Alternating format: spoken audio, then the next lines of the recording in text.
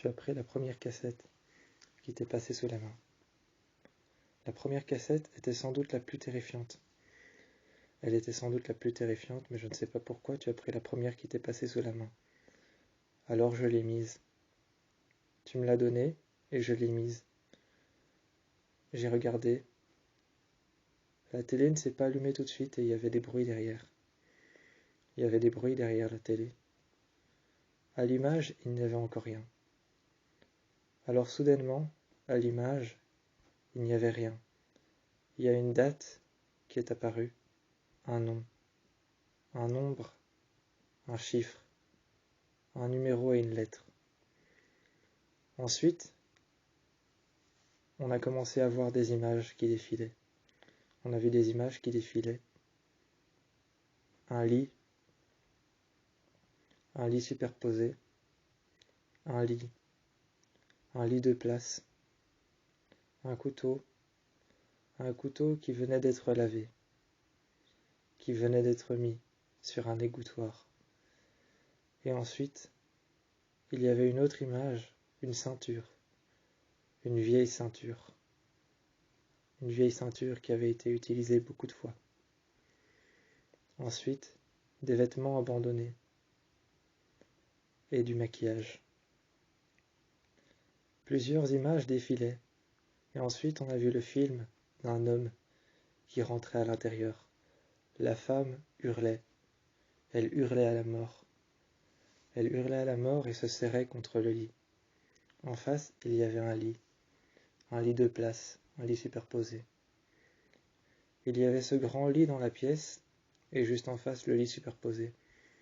L'homme était rentré. Il était rentré par un garage qu'il y avait sur le côté. Le lit était horizontal par rapport à la porte de garage. La porte de garage était juste à côté. Il y avait une armoire pour toute la chambre. L'homme a sorti des vêtements qu'il a pris en boule, il les a froissés et mélangés, il les a jetés par terre. Il y a un couteau qui est sorti des vêtements. Un couteau est sorti des vêtements. La jeune femme a essayé de se lever, mais on voyait qu'elle était enchaînée par le buste. Elle était enchaînée par le buste, par les jambes. Elle ne pouvait pas se lever. On voyait qu'elle était en train de contracter les jambes et contracter les bras. Elle essayait de serrer le plus possible qu'elle pouvait, elle serrait le matelas. Elle hurlait et la personne, l'homme qui était là, il a ouvert la porte, car il y avait une porte, mais elle était fermée. À côté, il a ouvert la porte de garage, il l'a levée et il est rentré à l'intérieur. L'homme a défait sa ceinture et s'est assis à côté du lit. C'était sans doute la plus terrifiante parce que quand il s'est assis à côté du lit, il avait sa ceinture ouverte mais n'avait pas retiré son jeans. Il est resté assis là un moment et il parlait à la femme. La femme avait l'air effrayée. Elle était en train de s'accrocher au lit le plus possible qu'elle pouvait et l'homme n'arrêtait pas de mettre sa main lentement et légèrement sur elle, lui disant qu'elle n'avait rien à faire, rien à penser, rien à dire, qu'elle n'avait même pas à réfléchir, que ça partirait tout seul, cette douleur qu'elle a en elle.